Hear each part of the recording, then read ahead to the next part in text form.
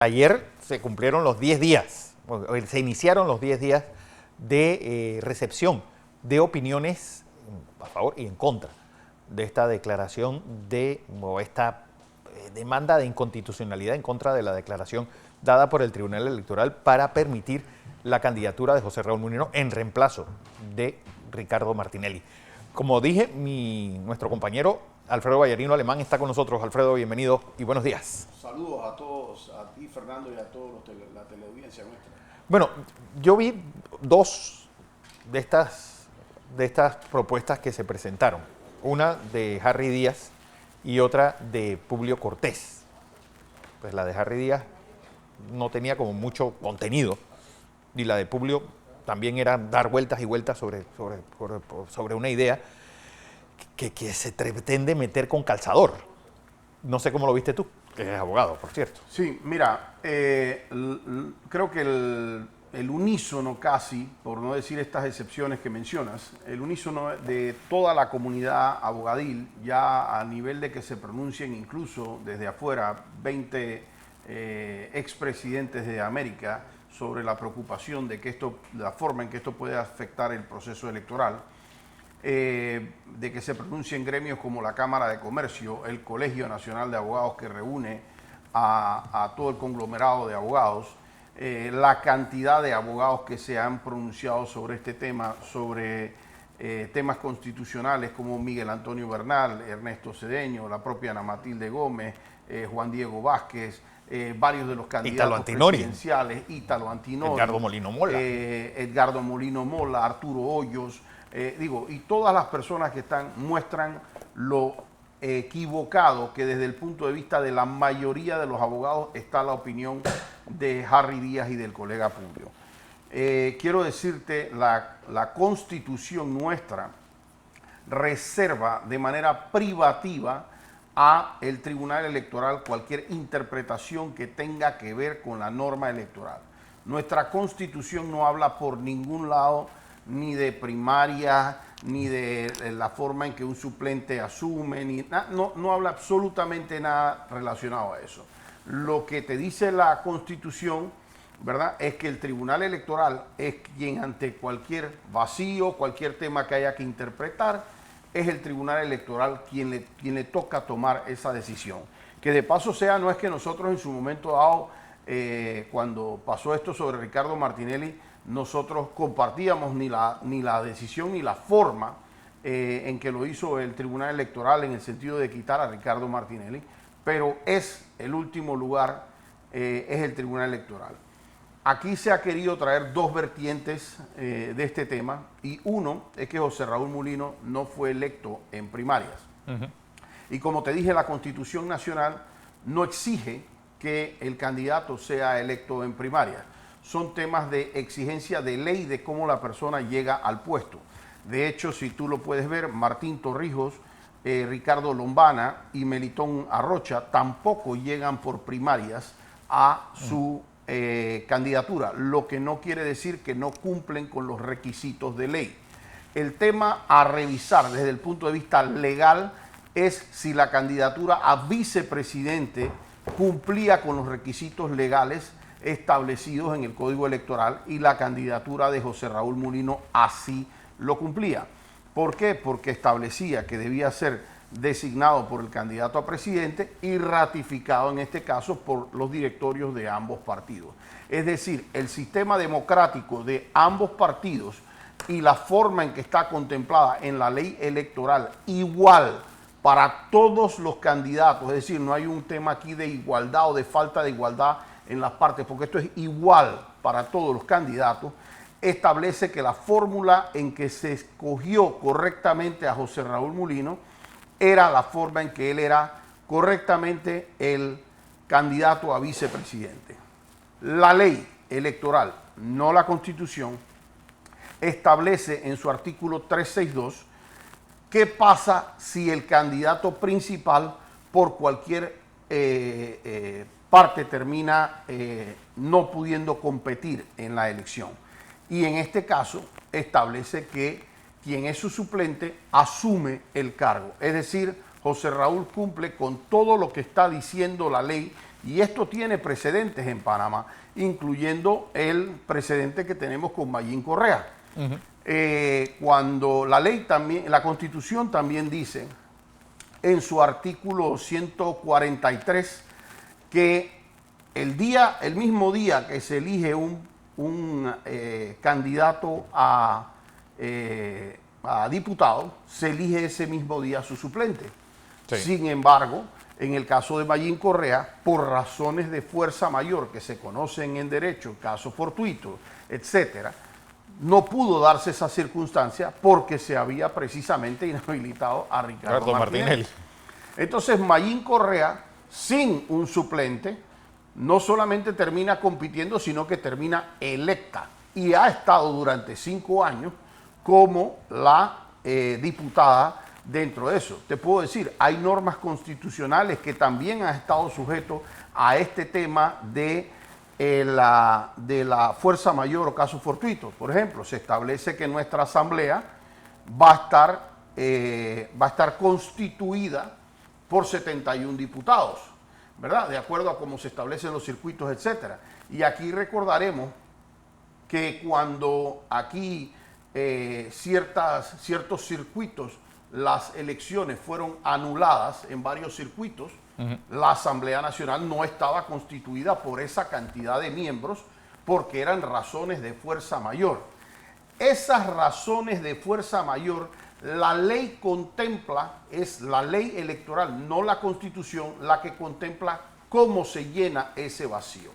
Tratar de decir de que esto viola el concepto de igualdad contenido en el artículo 19 es un absurdo de proporciones mayores, porque este sería exactamente la misma fórmula y el mismo escenario que se aplica a cualquiera de los candidatos que hubiera tenido esta circunstancia. Es decir, no es un privilegio que se contemple en favor de José Raúl Mulino y ni siquiera él lo ha peticionado, sino que fue una decisión del máximo organismo electoral interpretando la ley electoral y no la Constitución Nacional.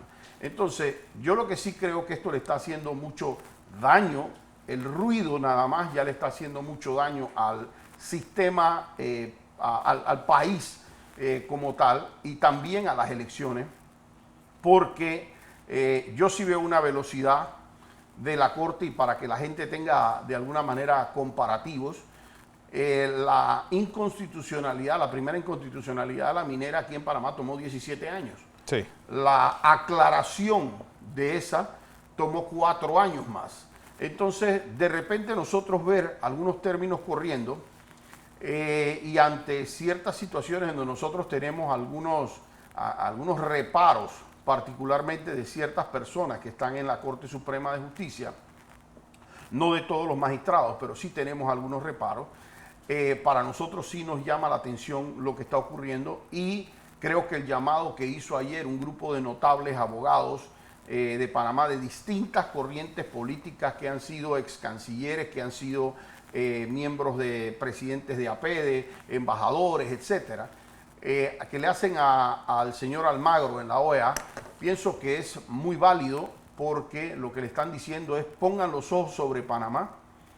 Y a la Corte Suprema de Justicia mi llamado sería, Fernando, decirle: miren muy bien lo que van a hacer, porque realmente pueden causarle un daño de proporciones increíbles a Panamá.